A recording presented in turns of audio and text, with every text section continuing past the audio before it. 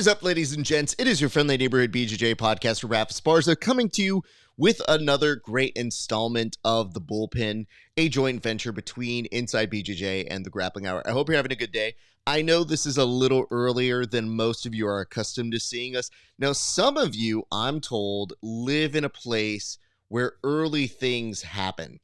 On Best Coast time, this is an unnecessary broadcast time, but I see a lot of you watch other sports shows at this time, and it makes me think, well, you can pony up and watch this. Nonetheless, it's not late in the day.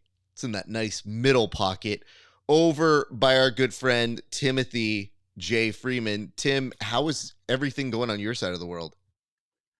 You know, Nashville's doing great. We're out here in the central time zone, a couple of hours ahead of the Best Coast. I get it. I actually do like West Coast time, especially when you're watching the fights. I watch the fights out here. I got to go to bed at 1 in the morning. I loved California, 7 to 10. Still early enough to go out and party if you were feeling obnoxious and like you needed to get into a fight after the UFC. Outside of that, man, things are going good. It's getting nice and sticky out here in the humidity, and it's getting nice and heated with the PGF. We just wrapped up the draft, and we have the season right ahead of us on July 23rd. Can't wait, Raf. Excited to be here once again, my friend. So, Tim, a question here for you. Have you been noticing anything different from the children after the draft? Because I've only seen bits and pieces. I've tried to just let them live their lives. I don't necessarily stalk them a ton on their Facebook or their Instagram. Occasionally, I'll see a story pop up, but it's not programmed in my brain to follow them like they're characters yet. So have you seen anything pop out since the draft for those guys? Not too much. I've seen a little on Jet Thompson. I think he just signed an endorsement deal. I did see that. I think it's with Gadaima or Gadaimi. I don't know how you say the damn name, but looks like he signed a deal with that. I think a lot of these guys are kind of in getting ready mode right now, and there's been so much heat on UFC BJJ. Not a ton of drama yet with this new season coming up, but you know, give it a week or two, I'm sure it'll be right back up there. I mean, we're gonna see some more stuff unfold for these gentlemen in just like 2 to 3 weeks. So I think right now they're probably enjoying the last of their freedoms. And it's weird because I see some of them who have messaged me and been like, well, when I live in Vegas, and all I keep thinking is, you're going to actually live in Vegas? Like, now the reality is coming very close to life. Yeah. But nonetheless, we do have a board to get to. And Tim, no time better than the present to start walking people through what is happening in the world of jiu-jitsu, specifically within the world of the PGF. First, let's start off with this. Yes, we do know who the teams are. And I think it's important that we kind of go over who, what, where, when, and why. So what I'm going to do here, Tim, is I'm actually going to take us to another board, and that board is going to allow us to look at some of these teams. So can you walk us through some of the emerging team members that we are seeing here? Yeah, absolutely. So let me pull this up a little bigger because I'm blind. Let's see. I have a list here. I'm going to go off the list. Looks like we got, is that Team Drysdale on the left there? So I see how this is. I see how it's lined up. It's a row. Okay. So it looks like we got Team Hanato Canuto up on the top, right? Top row. And Canuto has a pretty interesting team here. We'll kind of run through the players. We got Matt Mash, Jordan Worth, Chris Olivo, Rafael Ferreira, and Brady Hilton. And, you know, I think it's a good team. Pretty strong composition. Like, it's not too heavy one way or the other. There's some young guys, there's some vets, there's some finishers, there's some guys that can force an opponent to throw up a zero. So I think that's a pretty decent team. And he did, if you look at Hanuto, like what he paid outside of Ferreira, which I think he went like 6,400 on, the rest of the guys, he really didn't pay that much money. They got them all for, you know, $1,500, $2,000, somewhere around there. So I'm gonna see. Oh, good. I'm glad that this is the 1-2 punch. Yeah, Natalie yeah, I Bauer see says, "Good that. morning. Checking in to see what y'all are gonna say about my boy JJ." Mostly Uh, positive, but can I say this, Natalie?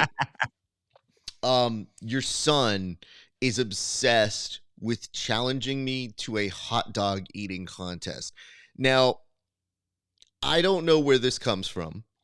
I know that he is very competitive. I have spies at JJ Pages, so I know things happen all the time. I know he is a very, very good jiu-jitsu grappler, but very competitive. So I think even me saying, "What are you doing? That looks like a lot of food," and me telling him, "Listen, as an actual fat person, you can't tell me what too much food looks like or something to that effect." And he was like, "We're gonna have an eating competition and we're gonna go day of weigh-ins." And I was like, "Dude, you're not gonna weigh in and then yak the next day at competition. Like, I can't come back on the show and be like, well, JJ Bowers now has negative points because of an eating competition with the host and executive producer of the Bullpen." I So see. I disagree with you, Raf. I think you take him up on it. Listen, this kid is alpha. JJ Bowers is alpha. Everything he's doing is alpha. So he sees you eating hot dogs and he's like, I'm going to alpha you. I could eat more of those weenies than you. You take him up on it. Yes. Let's go day of weigh-ins.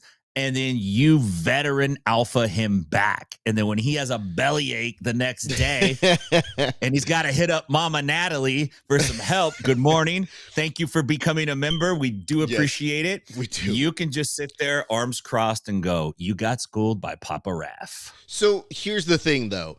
What I want him to understand as a youth, because it hasn't seeped in yet, is you don't challenge somebody to eat something like hot dogs. I was like, young man, it's Korean barbecue, it's sushi. So that way, when you eat lots of stuff, it's worth it. A lot of hot dogs is probably going to kill your boy, Rafa Esparza.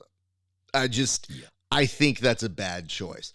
And it makes me think this man has become influenced by hot dog eating competitions around the world. And I say to you, amateur move.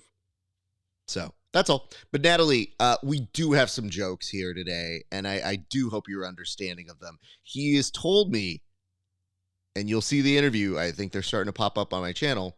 He has told me that he will not get riled by any of the roasts. He's like, you can't affect me. And I said, you haven't seen him yet. So he's put the challenge out to me, and I'm much better at this than even eating.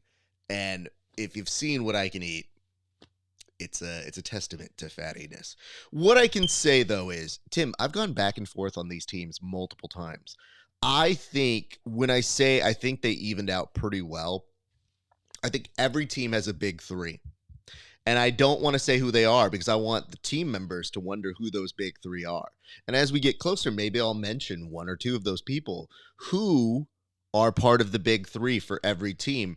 But I will tell you, the mix of vets and newcomers on each team was very equally distributed. So to me, I see like there are going to be some people who are going to have to be those anchors to the teams and those people who make sure you don't get beat up too much. So there is that. And I will say this. Look at this. It says, LOL, I never see him eating hot dogs, so not sure what that's about. I mean, you and me both. I thought you were going to say he's obsessed with Pokemon. I mean, that's clear. And I've heard word that something may be coming up next dealing with Pokemon that would be part of the way he spent his money. And it's not in the traditional way you think it is. So you might know about it, Natalie. That might be a heads up. I don't know. I don't even know. I'm hearing lots of rumors on the streets. So that is what I have to say about that. But Tim, any last thoughts on the teams before we move to the next topic? Because the next few things we have to do, they're going to take some time.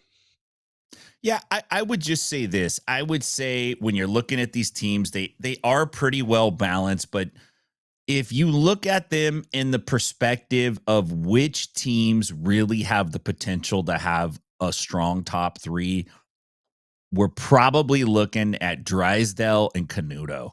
They both, especially Drysdale's team, there's there's a decent chance that 3 of those guys are able to jump out. Canuto's kind of in the same boat. Not that the other teams can't. For sure they can, but I think if you had to rank it up. You had to say, what do you think are the stronger teams? And I'm going Drysdale Canuto. We'll see. It's hard to predict. These things are hard to predict, and the season being stretched out definitely is going to have some play. Agreed. And again, there's a very interesting dynamic because if you are looking at how all of these teams shake out, I am intrigued to see who the silent gatekeepers are going to be. Because, like, if those people could stop you from getting points, it could be a very powerful tool, I think, coming into this. So we'll come back and we'll assess that a little bit later. But as we revisit the board here, we're almost just dropping in to see what the next board topic is. And then very quickly walking away from it. But this, my friends, this is big, Tim. We're now going to go through everybody's fashion sense. Now, okay, I hear you guys. I hear you saying, wow, Raph, are you guys going to critique the fashion? And to which I say, absolutely we are. Because whether you think you were making a statement or not, you were. And Tim and I had these thoughts, and we didn't want to be rude to the children, but we did confer, and we did get some input from Kevin, who unfortunately came down with some kind of sickness today. I'm not sure what it is. The doctor didn't send me the note, but I'm told on good assurances he okay. But what I can tell you is every one of us put in a little bit of knowledge, years of looking at other people being here to give you this breakdown, this analysis. So, Tim, what's going to happen now is I'm going to bring on, now that we've seen the teams, one by one, fashion. And I would love for you to give me your first initial thoughts for each person that gets brought onto the screen. We'll start off with the most obvious, the commish himself, Brandon McCatherine. What is he saying with his fashion right here? He's saying a lot. He's not saying less is more. I love BMAC, but we might be going more is less here. And hear me out. He's got the finance bro zip up fleece thing or whatever that material is, the zip up. That is finance bro 101. You can't be a finance bro unless you own one of those. I'm actually kind of surprised he has one, but it's a little bit telling about the evolution of BMAC. He's got the plaid jacket. It's undercover plaid. It's supposed to look cool in Italian, but it's undercover plaid, finance bro. And then he brings it to the streets with the hat flipped around backwards in the shades. Overall, I like the look. I think he needs a little more facial hair to kind of rough it up a little bit and make it seem like, yo, I'm not a finance bro. I'm not selling out. I'm still Southern Brandon. Here's my thought process on this. Brandon McCatherine here looks like an undercover FBI agent who's doing his best to not blow his cover. Like, the fact that this man has multiple layers in Vegas, in the humidity, and then the subtleness of the glasses, not quite aviators, but looks pretty close, and the backwards hat. I'm not going to say he's going to be somebody who's going to abduct anybody off the streets, but if you are being profiled, maybe run the other way. It's just a safety assurance I'd like to go ahead and put out there. So that is, of course, Brandon McCatherine, our fearless leader, and his fashion statement. But I want to bring this one up. We'll start with the top of the draft itself, the person who went for the most money. Tim, what say you about the fashion statement of Jet Thompson? The suit is shiny. It's satiny, and I kind of like that. I think it's, it's definitely says something. I like the sunglasses on the shirt, right? It says like, I'm cool. I own sunglasses. Kind of a statement to the ladies. I own sunglasses, but I don't wear them indoors because I'm 19 years old now. And when I was 17, I did, but I'm refined and mature. I like the soul patch on the chin. That's nice. And the mullet mop top thing is interesting. I like that it's not even, right? Because then he would just look like a kid cut, like he went to super cuts and they said give him a little boy haircut. But yeah, Jet looks like he is trying to potentially branch out and make his mark, either as a drug dealer or a insurance salesman, like first job. You know what I mean? He went and dressed up, wasn't sure exactly what to get. I like it though. I ain't talking shit about Jet. You don't have to. I'll start. I mean, it's shiny. Look at this. This dude was shining, and it was a full-on, like, the jacket and the pants were both the same type. I wasn't sure he had that in him. So the fact that he came out, it told me something. It told me, like, dude, he expects to be the #1 draft pick. So he believed it. He showed up like one of the people you would see on TV. And the shininess was important. It was noted. So I have to say there were some high marks for Jet Thompson. The only thing I would say is the glasses on the shirt. Don't know where I fall on that, Tim, because I feel like it's bringing more attention that you didn't wear a tie. Or, and I hate to ruin this for him, does not count as a tie. Maybe he thought it was a tie. Yeah. I don't want to, make accusations here like Chael Sonnen, a carrot, and a bus. But I am saying I have questions on if he thought that counted as a tie. Like maybe in some regions there's like a bolo tie and he thought that was the Oklahoma version of a bolo tie. I don't know. But other than that, mostly high marks for Jet Thompson. Here's another one that I wanted to kind of bring up here. Andy Varela. Where did we fall in Andy Varela's fashion? I like Andy Varela's fashion. I think this is a good look. This is probably something I myself, as a stylish older gentleman, such as, Andy's not older yet, but this is something that I definitely would wear. It's very fitted, showing off the guns, sleek. I think that's a good look. Real quick on Jet, he should have worn an ascot. If he would have had an ascot instead of the sunglasses, he would have nailed it. But I like Varela's look there. I think so far Varela's got the top look. Ascot, and then you think that picture's taken at the Playboy Mansion. I want to bring this up for Andy Varela. Andy Varela looks like he's about to go golf with DJ Khaled's crew. And another one indeed. What's interesting about Andy is I saw him looking there and I said, dude, you look like you're about to go golf. And he didn't get hurt. He just goes like, okay, but maybe I am. And I thought, oh, he definitely feels a little bit about that. The shoes were a higher mark. I thought he came in okay for coach's standards. I actually might have expected a little bit more. And I couldn't tell if he was just scared by Chris Olivo. And I thought he figured if he's going to go all the way out there, maybe he should be a little more reserved, given that. Let's move on over to Matt Mash. Now, Matt Mash, seen here looking very confused after being told he looks like a Bad Bunny stunt double. To me, I was looking at this, and I was just in the middle of trying to figure it out. Now, we'll see some examples of this a little bit later, but I appreciated that the fit of the shirt was closer to the body style because not everybody did that. But Tim, what were your initial thoughts from him? Probably a kid that doesn't dress up much. And you find yourself in a jam if you're not like let's say you never go to church and you never go to court.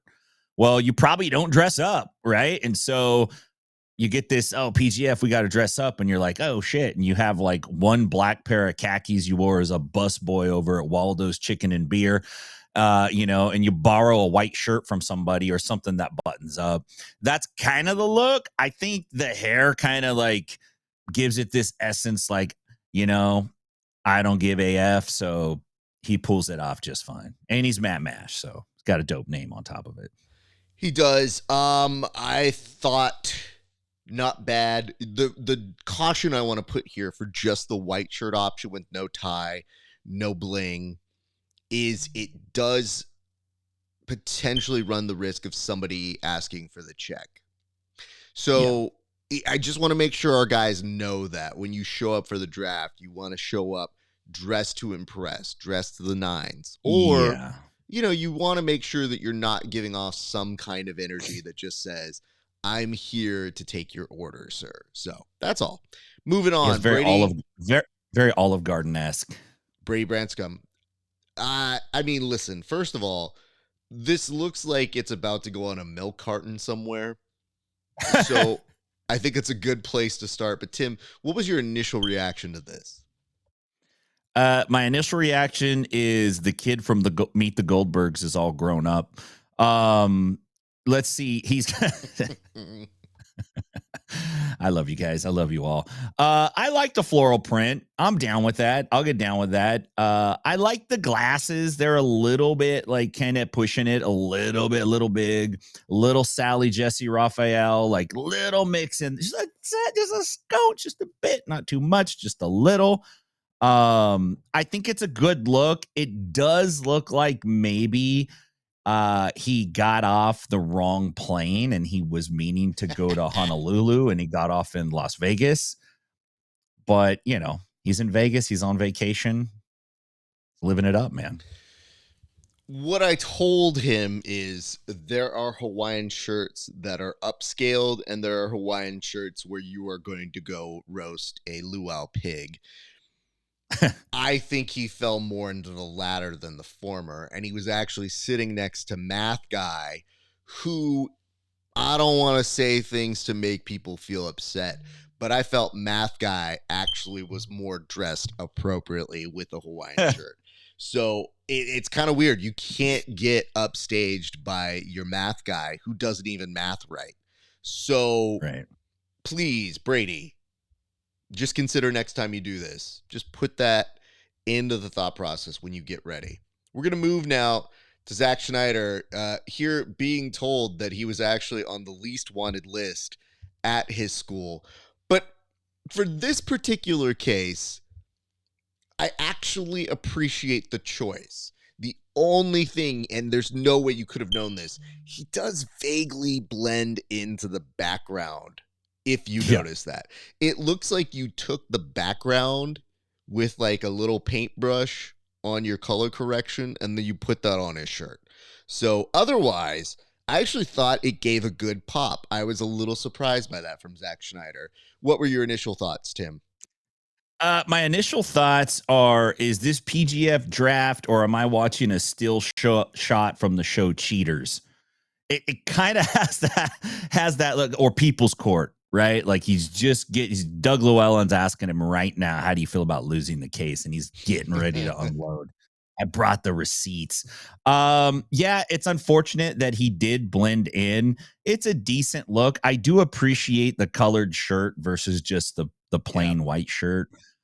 Especially if you're not going to wear a jacket on it. So overall, I think he did okay. Not the best still shot. He does look like he's very defensive right now, or he's getting ready to be defensive. But nice job on the colors. Shortly before this, they actually called him a Karen, and that was his reaction. So we have that in perpetuity. Let's move on. Mike John, seen here, making his favorite emoji face. I don't know if you've ever seen this about Mike John, but whatever you put up, he just responds with the cry laugh. Like, I've seen people put up bad news to Mike John, or I put up like, hey guys, I got injured today. And he sends the cry laugh emoji. And I'm thinking, that's what this dude does. His face is now permanently stuck like the cry laugh emoji, mid face. Any thoughts on this look from Mike John? I like Mike John, but this looks like he's been working hard all day as an extra on the Matrix 11, like the TV series. This looks like he's trying to impersonate Robert Kennedy here. With the sleeves rolled up and he's like, yeah, I'm serious, but I got my upper unbuttoned and I got my sleeves rolled up. He looks like he's in pain. Looks like he may have given too much blood, right, at the clinic, and that's why the sleeves are rolled up. he had to get a check for that. What's that stuff people sell? The plasma. He just gave some plasma in Vegas so he could afford to take the trip out. I like Mike John, but yeah, I've seen better pics of Mike John. Yes, I don't know that they exist. What I would tell you is from this look, he looks like he's behind the opposite side of a desk at a Wells Fargo, about to tell you some exciting options for your credit. The other thing that stands out to me here is he looks so stressed out. Like the half rolled up sleeves with the slightly loose tie tells you he's going through some stuff, man. Like it's been a rough week for Mike John here. So keep that in mind. Keep him in your thoughts and prayers. He's not dying or anything, but I mean, just look at him. Let's move on to JJ Bowers. Okay, legit question here, and we can proceed on the fashion after this.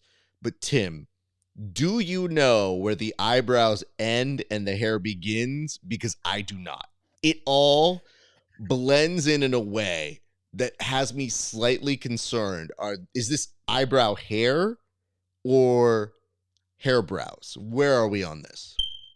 It's hard to tell, but the kid is hiding something.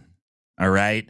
He's definitely got something. I don't know if he has horns under there he's trying to cover up, because when he doesn't have the hair down, he's got the Raiders hat on. So something's going on with JJ Bowers. We gotta have to get to the bottom of it. But he literally looks older here. Like he looks like he's like a young divorcee with two small kids, right? And he kind of looks like a different person versus when he has the hat on. When he has the hat on, he looks like somehow he's channeling Ice Cube or something. But this is I didn't expect all the hair to flop forward. So when it happened, I thought that's a very large bowl to cut all the way around on that. And the second part is just like maybe the Raiders hat was necessary today. Like, I can't tell that. Maybe it would have given more attitude. He was also wearing, if I remember correctly, some like maroon pants. And I thought that was an interesting juxtaposition. Not enough to be top tier, though. I will be honest. I felt like it got lost in the shuffle. It was more of a middle appearance from somebody who went very high on the draft for a financial proposition on that one. Yeah, shy eyebrows. So we've got Jordan Worth here, who looks like he's upset you asked him how to do the magic trick that the magician just did. So I'm not quite sure what to make of this. Like, to me, he seems like the missing member of Monty Python. There are a lot of confusing things, but about his fashion in particular here, Tim, what did you fall on? I like Jordan Worth. I like the shirt. I can't tell if the button is the top button is buttoned or not. It looks like it might be open, but I kind of dig that. You know, it's like the stylish skater look. It's like I kind of skate, but I'm not like a gangster skater. You know, there's a lot of those. He's just like a chill skater guy. He's got the chill hair. It is an interesting look for a guy that's gonna fight. You know, looks like he should be working at Tilly's. Something like that, right? You know, Hot Topics or some kind of skate shop or something you go into and you're gonna. I don't remember if I had this joke a little bit earlier, but I said he killed at Lilith Fair. So I'm not sure. Oh, wow. I like it. If that was the joke I settled on, but it's the joke I'm going with. Let's move on to our next individual. So this is Chris Olivo, who looks like a bisexual bounty hunter. I don't understand what the assignment here is, but there's a lot going on. So, Tim, maybe just explain what you saw in person and what was standing out to you there. Chris Olivo is channeling, and I don't know if he's trying to, but he's channeling the fashion vibe of 2009 raging alcoholic crazy man Russell Brand. This is like crazy Russell Brand, right? This is the vibe that I'm getting from the outfit. I think it's dope. I do think that Chris probably spent more on the clothes than what he got in the draft. Oh no. Like this, I mean, this is name brand stuff, man. He's not wearing Target shit. Like he's wearing Gucci and Dolce Gabbana, unless he's got a hookup that I don't know about. This guy dropped some bread on this, man. He came in. Tim, here's where I got confused. There were multiple times when I looked at him and I thought, he seems like the villain in Snow Dogs. Like he's just short of pointing at a bunch of dogs and being like, get them. So I don't know. I feel like he should be on a snowmobile somewhere. There's a lot to kind of process in this. Yeah. But he did make the biggest statement of all the individuals there. And one person, a JoJo, if you would, says he's goated. Now, I will say he definitely was, perhaps, we can't claim this for sure. We still have a couple more to go through. He might have been the best dressed. Yeah. But that doesn't take away from the villainy of him or the fact that Cruella DeVille looked at his coat and said, damn that bitch. So there is that. Let's move down. This was Robert Blackledge's outfit and drip. And here you can see him pointing out the number of colored shirts that he owns. Now, I'm interested in kind of demonstrating here. It's classic. It's a little bit on the, like, you can see a little of the chest hair. But I was wondering if the collar buttons up at the right place. Here's what I'm talking about, guys. Sometimes that collar, it's a little high, so you keep it unbuttoned. So it makes me wonder if it's the right fitted shirt. Now, it might be, because this dude is lanky and tall and skinny AF. So these are things that a lot of people go through. Like if your tailor saw this, he would be like, no, come here, sir. No. We got to fix this. But nonetheless, Tim, any thoughts from the whole presentation as when you saw it in person? A couple. One is this guy's doing his best to impersonate Jared Kushner on a bender here. And then at number two, the word that comes to mind is irregular. And I would not doubt if this was pulled out of the fancy pack at Ross Dress for Less, TJ Maxx, Marshalls, that kind of thing. That's what that collar's telling me. That collar's awfully high. Like it's a widespread collar, but you ain't buttoning that collar up. That's a 15-inch pencil neck collar right there. It's not going to happen. I'm also not sure here, Tim. I'm not sure if maybe it's the lighting, but it seems like it's a cream shirt, and I have some appreciation. It's not full white here. Now, it could just be the lighting, and that's my lighting, so Lord if I know. But I felt like in person it was white. Here, it gives off an appearance that it's an off-white, which, hey, respect. Not a lot of people were going to play that game, so I will give you some credit for that, Rob. I was not sure that was going to be the direction we were going, but props to you, sir. Let's move on. Rafael Freire, right here, making the kind of gesture that makes a dad nervous when he meets the new kid for the very first time. Yeah, this is definitely he's going to date your daughter and not have her home by 11:01. This is definitely the look of a kid that you get immediately suspicious of. And perhaps with good reason. Perhaps he's actually a convert. This is also like the hands here makes it seem like a missionary who knows he's got somebody in the reels. Like, Tim, there's a lot going on here, but what make you of this? Man, we got a young Richard Ramirez on our hands right here. This is this guy is frightening. The prayer hands really are a red flag for me with the little half smirk on his face. You know what I'm saying? He's like, yeah, he's the missionary that's about to give you all smallpox. And he knows it. He's just going to open those hands and go and just blow it right into your face and you're going to get it.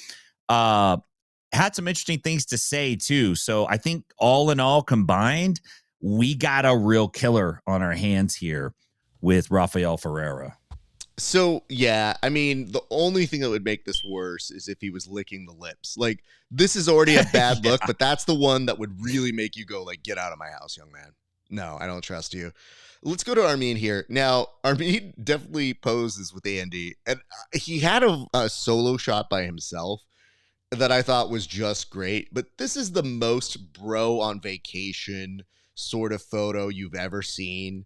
And I thought it completed the package. But if you're looking just at, I mean, by himself, it's very tactical. Like, this dude probably has a concealed carry on him just based on the way he's dressed.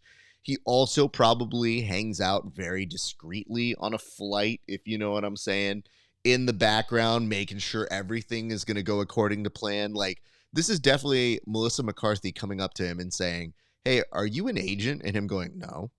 Like, look at this man. That is what he looks like here. Any further thoughts on what he brought to that fashion day? Yeah, I mean, I think you're right, and he's definitely putting off a vibe, like not to be trifled with. And now he has Varela in the background. They're giving off a very Eastern European feel too. Like I can't tell if it's Russian, Asian influence. I'm not quite gonna say Tate Brothers, but almost like a parody or a send up of it. But I can appreciate the outfits. I think they look good. He is very tactical. It looks like he might have a paracord bracelet on his left arm, or is that a tattoo? I can't exactly tell, but he definitely has an interesting belt. Good look. I would mess with him. Like I would go find another victim. So we move on. Thank you for that. To Landon here, seen with the fit that can only be described as he went to the McLovin section of the store. This is interesting because you get the sense he might start juggling. For Landon, it's the youthful innocence in the face that I think is slightly confusing here. But the belt is a good accessory. I cannot lie about that. Like, it has the intercontinental feel here, Tim, and you'll know what I'm talking about. But what make you of this apparel? Um, he has the look of a man who's never been hurt by a woman before. Just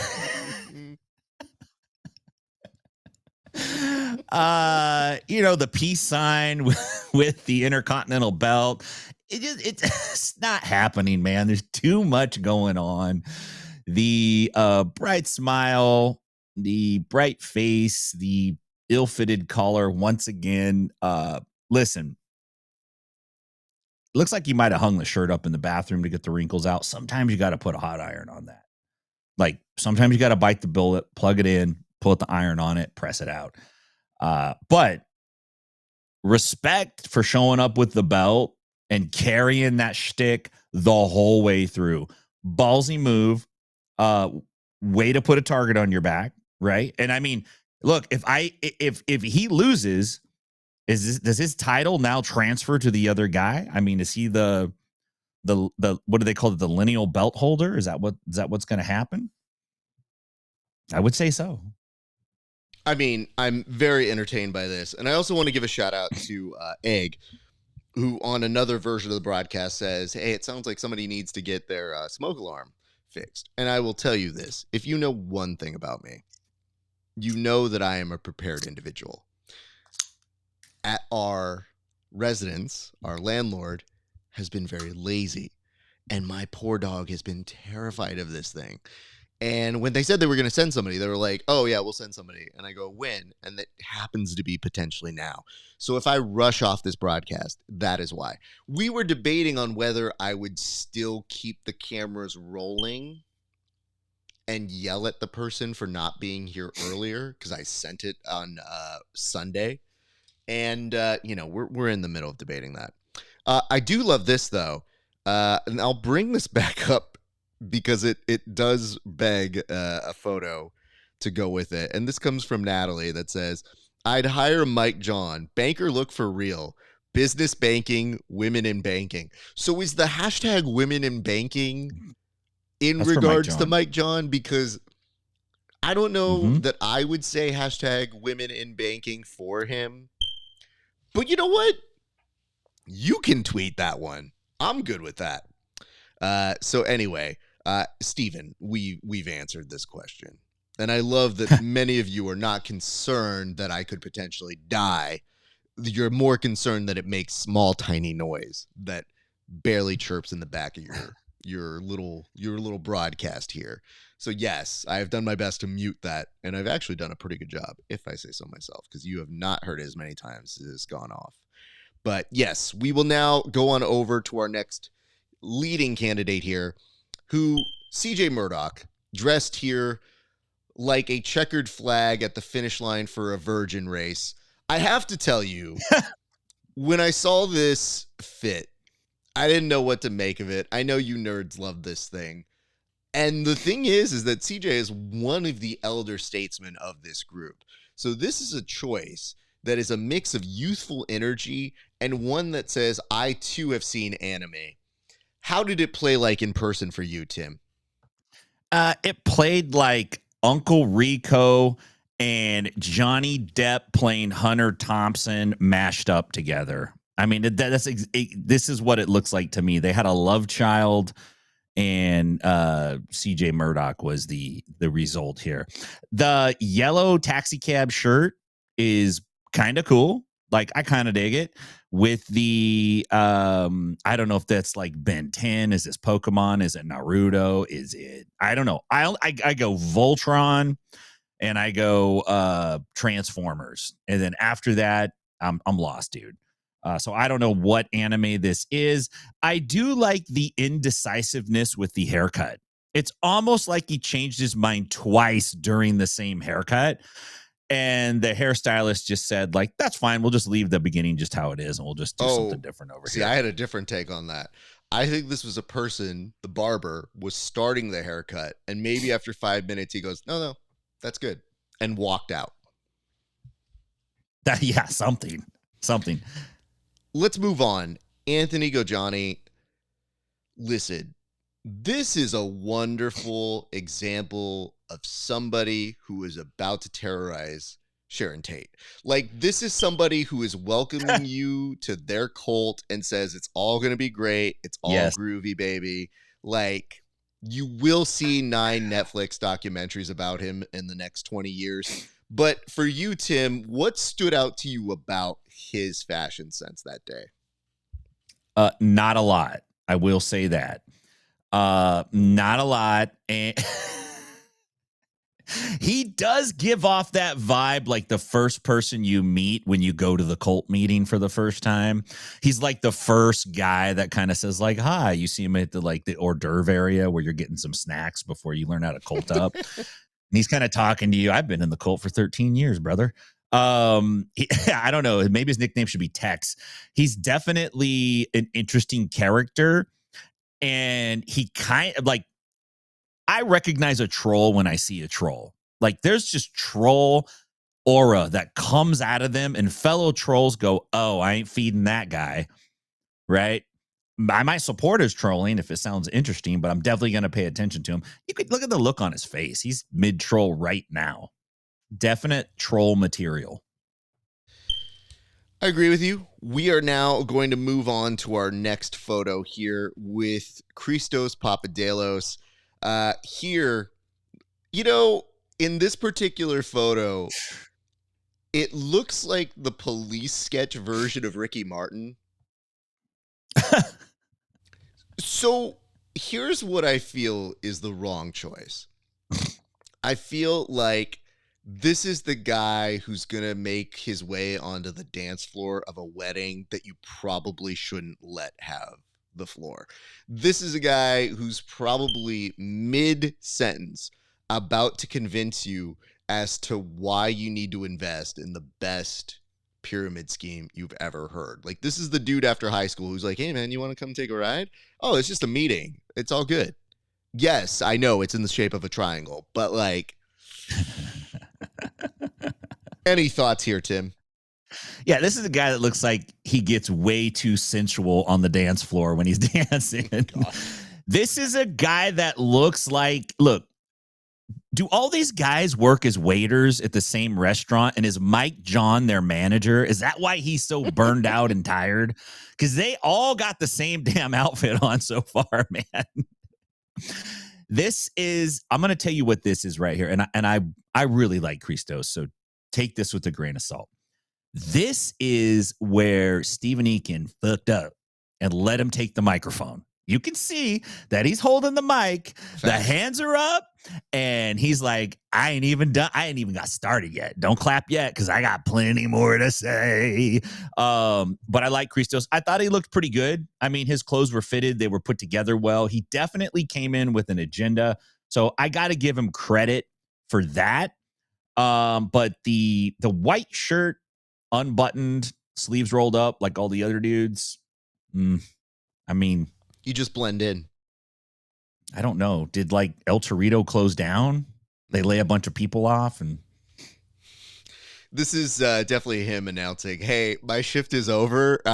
Jake is gonna go ahead and take care of you now for the rest of the evening." So I could see that happening there. Nonetheless, we move on to Anthony Molina, who unfortunately I did not get a great shot of because he did not stand up for a long period of time, and then once he did stand up, he had a New Hope Kings shirt on him. But this to me actually reads as a dude that legitimately I was neither bothered nor impressed by. Like, I was just in the middle of being like, oh, he just looks that way. Okay, that's kind of cool. He just wore a black polo, decent slacks, a passing grade. Not like one that you're going to remember, but one that you weren't offended by. Oh, and let me just say this real quick. I know we brought this up a little bit earlier about the little smoke thing that you guys just heard right there, but I only take insults from those who hold the microphone the entire time. Those who give the microphone to a very eager young man who looks like this. I mean, man, can you really trust that man to make a joke in the comment section, Stephen Aiken? Just saying. Nonetheless, since there's not much to say here, we'll move on to Juan Martinez. And what's interesting about this to me is like the person who showed up to your wedding who your aunt was really mad didn't wear a sport coat. Like, just goes, look at him. He just wore a dress shirt. Like, that's the vibe I got off of him here. Where did you fall on this one, Tim?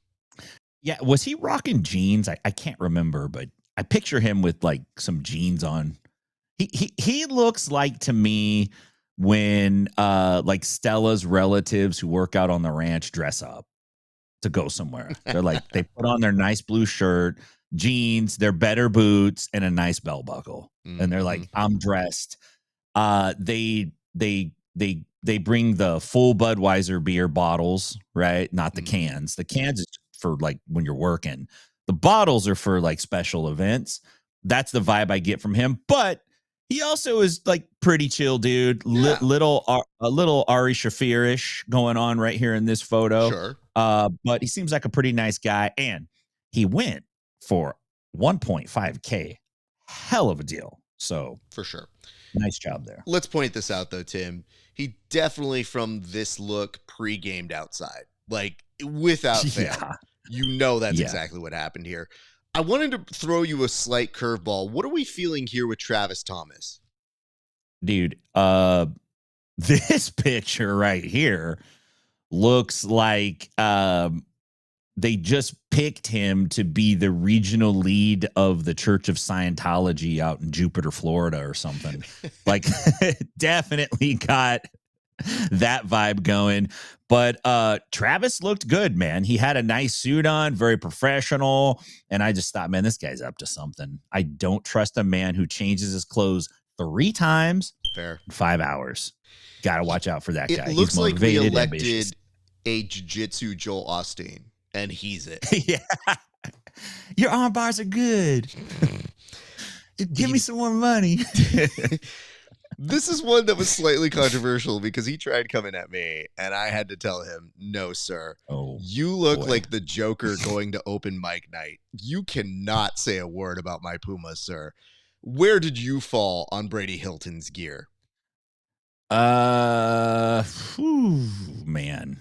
Um, he looks like an actor, and I can't place his name. He's a old school dude, and he always has this pencil thin little mustache that goes out. He's kind of artsy fartsy.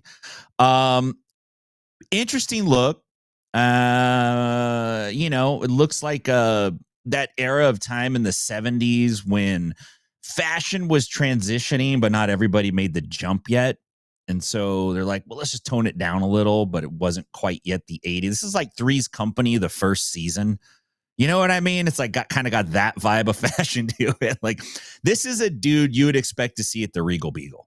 That's who this guy is, but it's a good look. I like the glasses. The mustache is a little creeper, but The it mustache has works. made some registries. Let's just say that.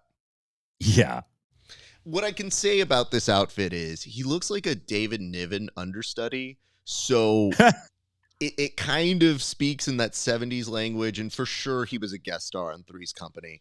But before we bring up other sitcoms people have no idea about, I wanted to get to this. This is John Chandler seen looking a little betrayed that you promised you weren't going to get mad. And in this particular case, I wasn't necessarily sure where to fall on the shirt because to me, it looks like he vaguely for a second got sponsored by Dippin' Dots and that they put it on the shirt, but I'm still not sure where we fall on it. Where did you land? Chandler's got a certain youthful, innocent look to him. I'm not saying that he is innocent, but he's kind of got the look.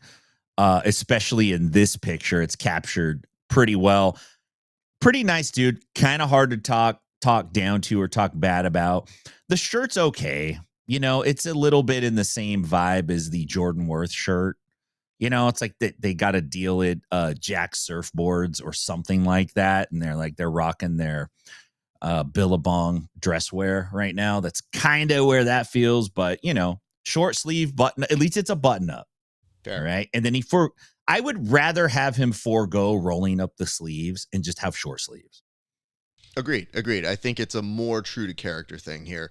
Yeah. This is, of course, the esteemed Dom Lobo, who seen here not quite understanding how photography works, like legitimately confused that he was being sucked into his soul in a camera.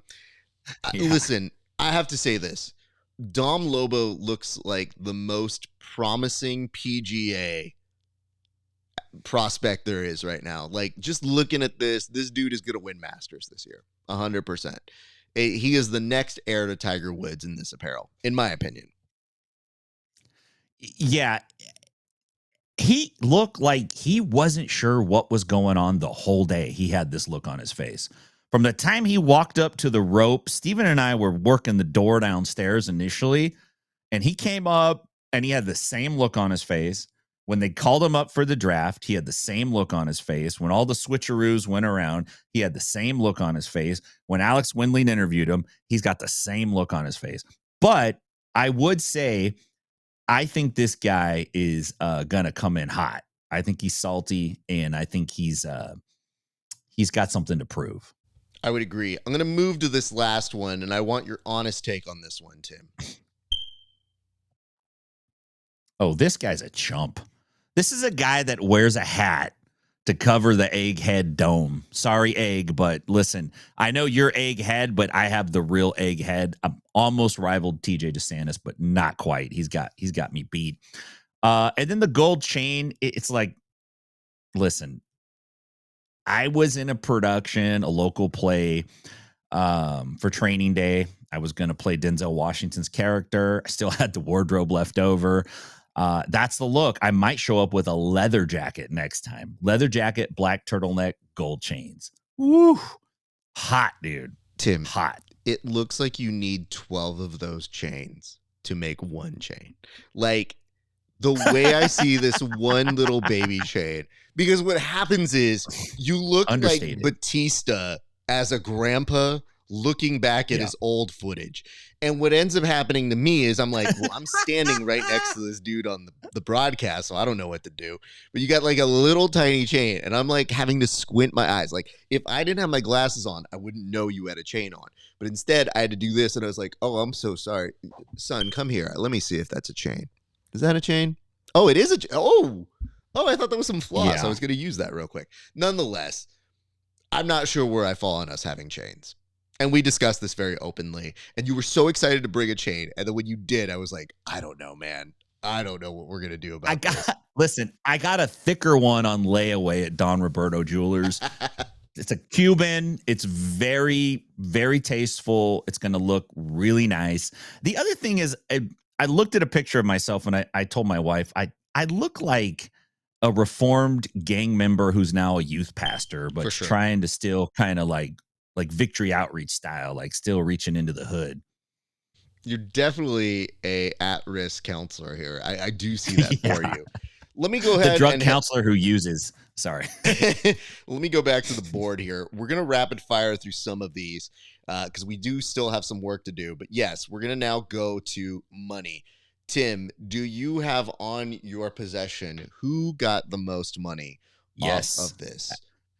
Yeah. So Jet Thompson, obviously. So there was the coaches had to bid to get the number one pick. So whoever had the highest bid could just then pick whoever they wanted. New Hope went in $7,700, pulled Jet Thompson as the number one pick.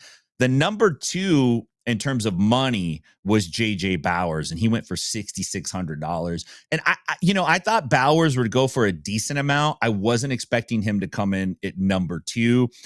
The rest of the pack, besides those two guys, I think the next highest guys, Christos went for 53, which is respectable. I think he was number three. And then we got some guys at 38, 35. Rafael Ferreira went for 64, actually. So there's a handful of guys. Most of the guys were 35 and under, and there was a bunch around the 2,500 range. So, most of the teams played it kind of conservative, and some of the numbers got bid up, I feel like, because the team started to get desperate. They're like, we got to get somebody. So I would agree with that. I would say this, though. I feel like that brings us to another topic here that I think is very important to go into, which is steals. Who is a steal? I'll start with the most obvious. Lobo at $1,000. Steal. Like, there's only upside for him in this. And I know it's hard to hear because you come into this wanting to make more money. And correct me if I'm wrong here, Tim, but Anthony Gojani was at one point referencing like, hey, at least I didn't get walked like that one dude, which was Lobo, right? Yeah. How much did Anthony Gojani go for? $1,000. I thought it was 1,100. Oh, you know what? It might be 11. Nonetheless, that kind of weird smack talk has the air of somebody who went for JJ Bowers money, not the dude who's like, hey man, I went for $100 more. So to me, it is funny to see how this all transgresses because, yeah, I think it is a little awkward to be walked, but you ended up with about the same amount of cash flow nonetheless at the end. So there's a lot of stuff that we still have to process and figure out. But who else might have been a steal in your opinion, Tim? A couple guys. You mentioned Lobo, who I think really was the steal of the draft. The other two names that are in there that I think went pretty inexpensively are Molina went for 1.5, which I think is a hell of a deal. The fact that the New Hope Kings got Molina at that price is crazy good. And then Jordan Worth went for 1.1, and I think that's a really good deal for someone like Jordan Worth. Worth's got all kinds of ways to beat you. He's a tough match. For 1.1K, that's a easy money all day. And another one, which it might not seem that way, but I think Matt Mash at 2.5 is pretty reasonable, to be honest with you. Like, that's a pretty good deal. And I think this year this season, we're really going to be able to look at points per dollar and really say, like, man, we paid this much for this guy. He put out this many points. And I think we're going to start seeing that stat kind of drive through the future as we kind of move through these drafts. So Would agree to that. Thank you very much for that analysis, Tim. We are now going to go to our next segment, which is we're going to get some advice for next year's draft. While it's still fresh in our head, normally this is something you do next year or maybe at the end of the season.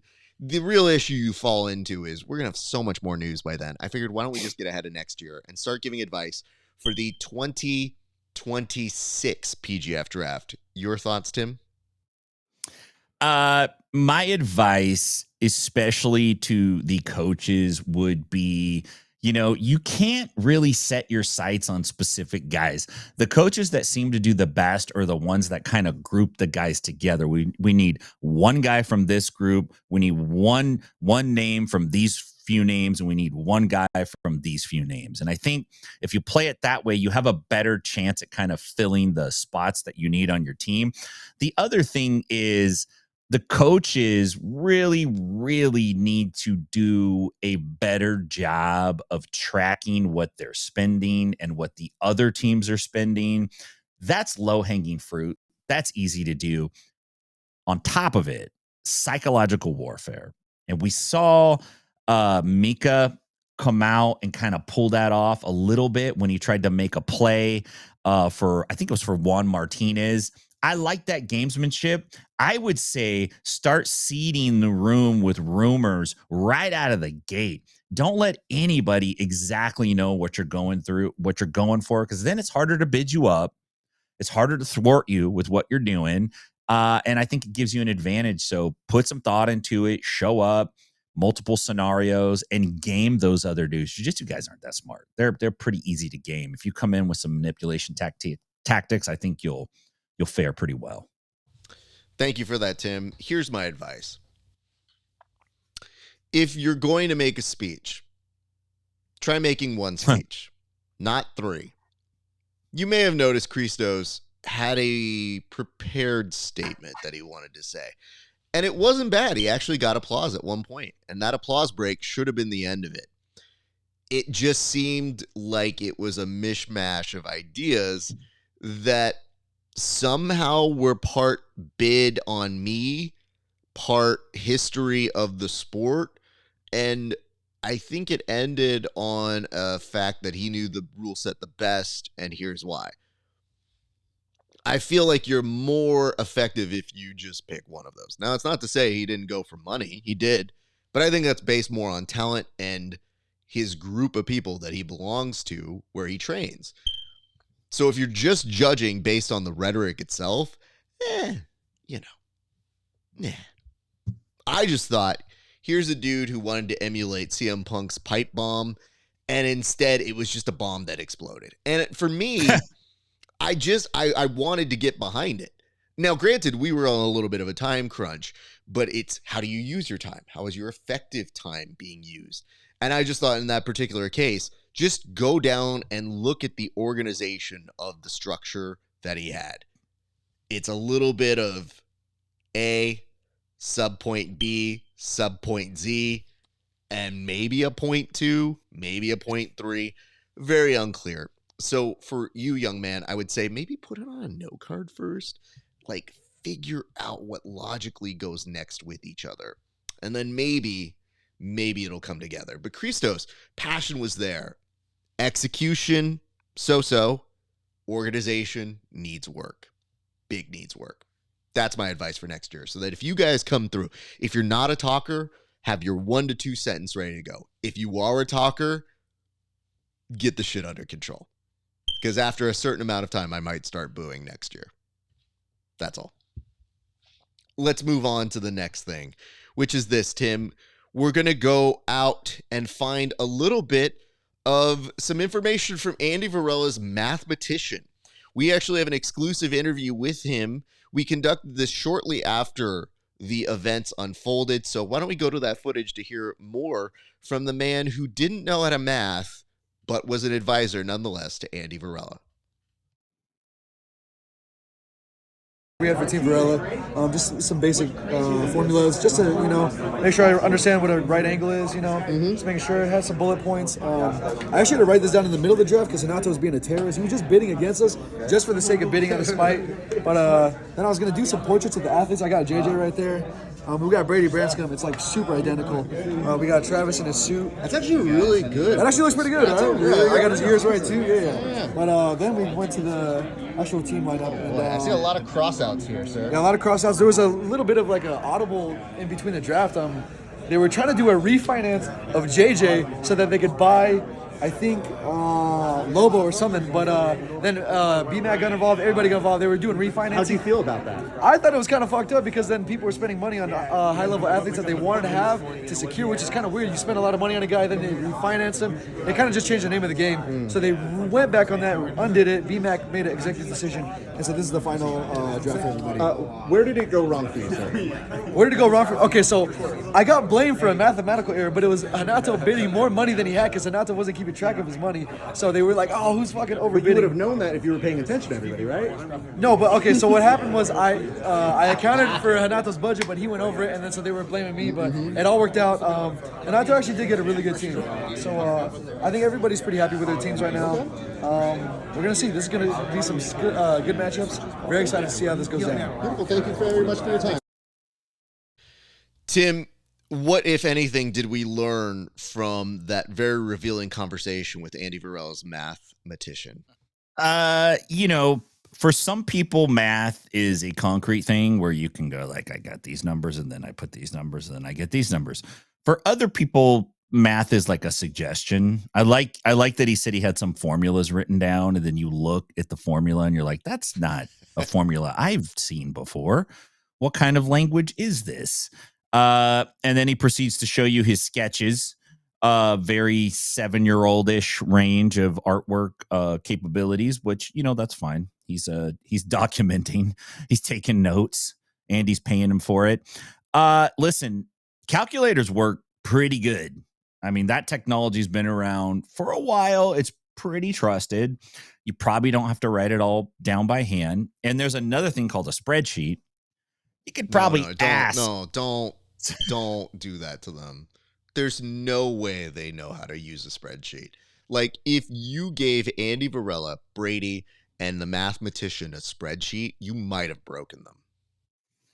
I mean, probably. You're probably right. But we need to devise some mechanical way for these guys to count. If we got to put, 15,000 beans in 4 different containers and have them pull them out so they could represent what each guy has spent, then we got to do something, because there was a moment where they're supposed to have cash on hand, right? Like the actual physical cash where they hand it to the people.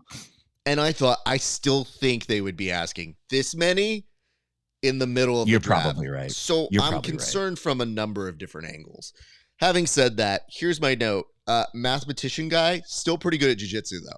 So what he lacks in his ability to plus and minus, he more than makes up for in his pressure and his attempts at doing a smother, which under no circumstances was going to happen to me. But I mean, nonetheless, it was really tough rolling with him. So I was proud of him because I did roll with him the next day. And it felt like he could get some revenge on me. And he did great. Positionally amazing. Great neon belly. But there were a couple times during the roll where I just kind of reminded him, like, you're kind of shit at math. Now, that didn't help me in the roll, but I just had to make sure he remembered that.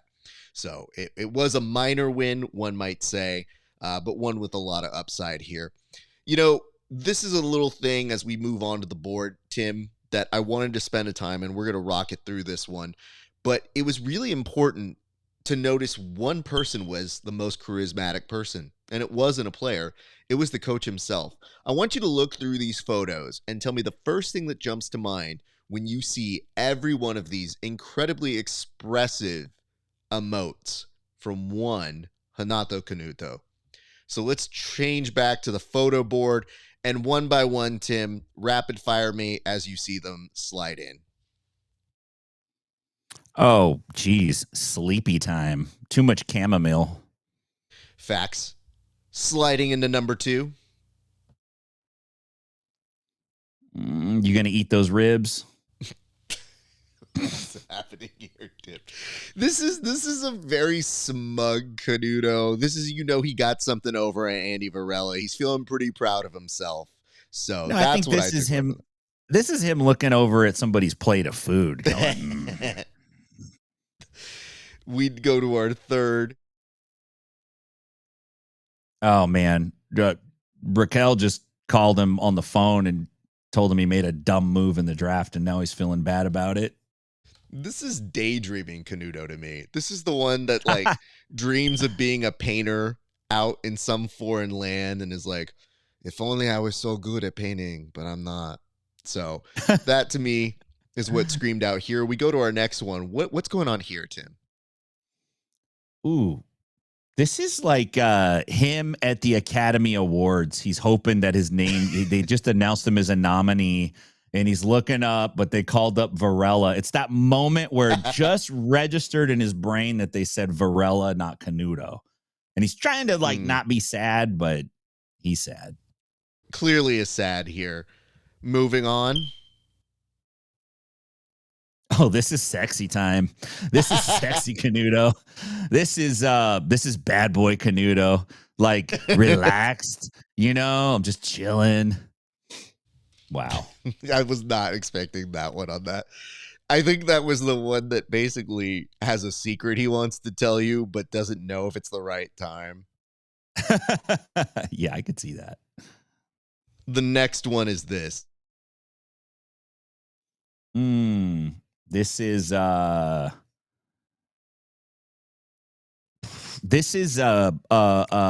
Eats Canuto, where he's like, he's looking at the phone because he's got to pick up the package. He's got to pick up the takeout. He's at the stand and he's putting his hand up because he don't want to wait in the line with the casuals because he's the Uber Eats guy. He wants to get the food and get out. I'll be honest, this one to me read as kid in kindergarten who wants to use the restroom. Okay. I could see it. I could see it. What is going on here? Him and Mika are texting each other right now in this photo. He just sent him a meme pic of Andy Varela.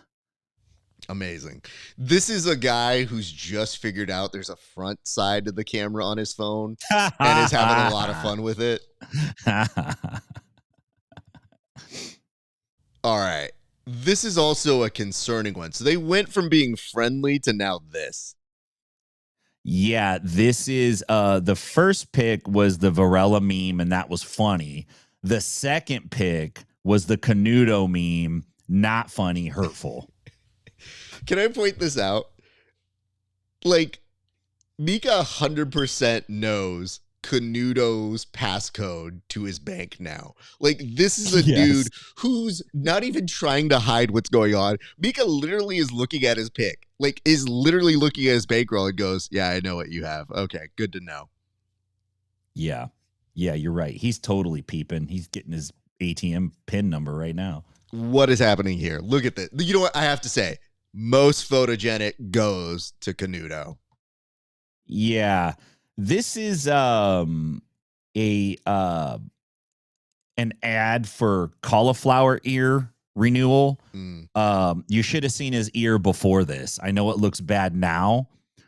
It looks like a chewed up piece of bubble gum, but before this, it was even worse. It looks like 12 students put their gum underneath a desk and that's what popped out. Like they put one of those cochlear implants in his ear because he wasn't able to hear because of the cauliflower, and he just got the hearing. He just heard Andy's voice for the first time. You know what this is? This is the dude in one of those medical commercials where they're talking about all the side effects, but he's still smiling like this. Yeah, yes.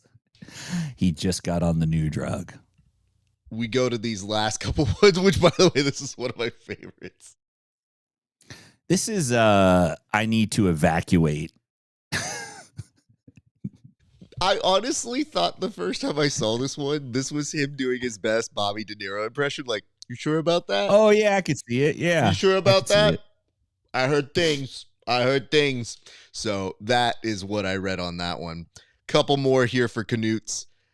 This one to me, though, this was magic. What's happening here, Tim? This is him basically calling Andy Varela a wavon right now. He's just like, you're lazy. You won't do the math. You're overbidding. Wavon.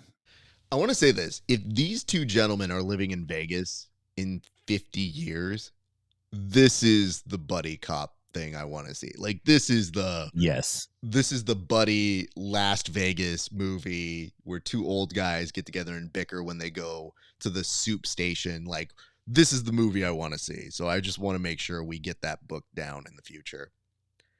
What's happening here though? Ooh. This is Varela realizing that whatever he had schemed is not going to work. And Canuto is laughing over there like Resident Dr. Evil. Just laugh. That's like a evil, like, you're in pain and I'm not laugh. This is the kid you hate because he has all the cool stuff and you don't. I'm rich and you're poor. This is Andy like telling him I have cancer and Canuto going, so that means you can't finish the season?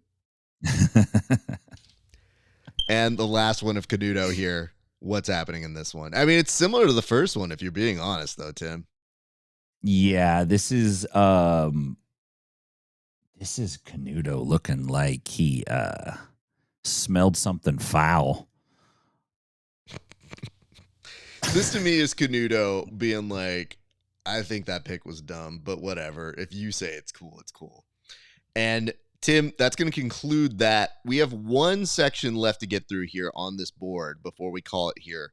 And this is gallery. Now, granted, in the past, whenever we do gallery, we bring up other people's comments. On this particular episode, we're actually going to do another set of photos. And I'd like to take you through first impressions, but I'll give you some prompts. If we go back to this photos, I want you to see, these were just some around the way photos from the draft. And okay. I want you, Tim, to tell me what is your first thought when you saw this photo. And I apologize in advance to our good friend, Mr. Anik. He's like looking up probably at me right now. Like, oh, you decided to join us, because there was an empty chair for a while in the broadcast booth, which was kind of funny looking. So this photo, this moment rung out to me, and I said, I got to capture it. And there's a reason why, because I immediately thought, and again, we love you, sir, he was having a conversation with this guy because they seemed right about the same level of energy. So I said, I don't think this photo is going to happen again, but we have to mark the moment that Anik went full Nick Cage, and you never go full Nick Cage. Yeah, I could see it. All right, let's move on. This was one that really, like, honestly, I thought this was a tasteful moment for Mika. Mika looked super chill, super happy. And I thought, man, what a great moment from him. That was when you knew he was the true elder statesman of the group, where he's like, no, I'm going to get my guys. I'm good. Yeah, this is the look that a guy who's been a black belt for 39 years has on his face when he gets over on you in the end. Here's one of my favorite ones, just for a subtle reason. Why is Raphael leaning on the table like the Joker about to talk to Batman? Yeah, he's got a Heath Ledger vibe going right there.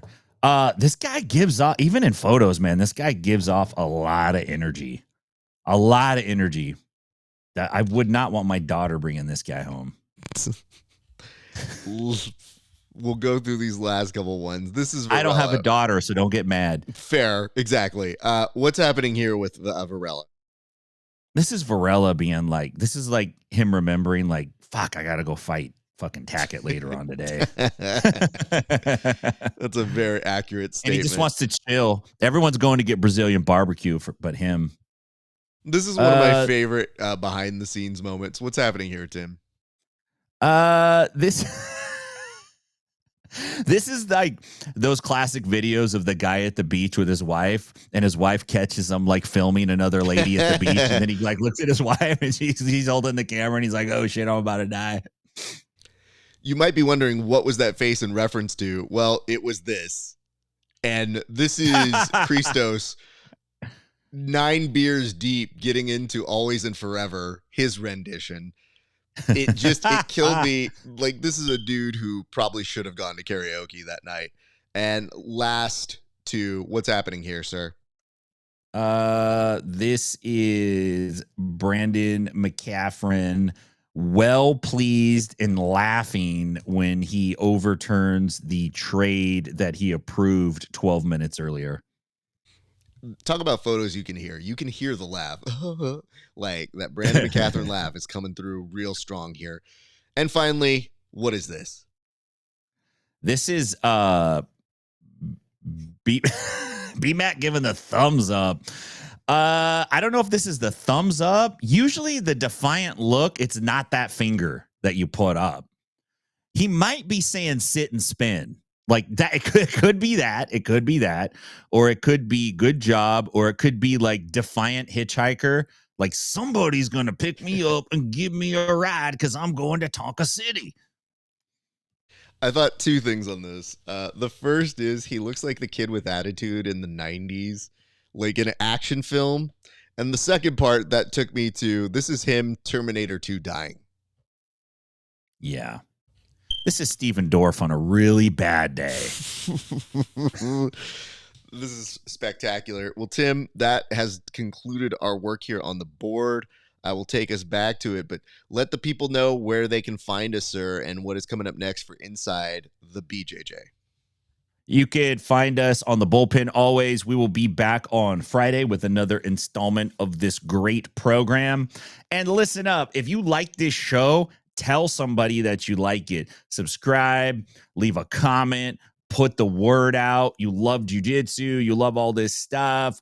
Then you could be bothered to spend a few minutes to promote what we're doing. We greatly appreciate it. You can catch me at Inside BJJ, all that jazz. If you're in Nashville, come see me at 10th Planet Nashville. If you're out in Stockton, go see my boys at 10th Planet Stockton. Raph, it's great to be back, man. I love you. Great show today. I love talking the draft, and I really love looking at pictures and just talking mad shit.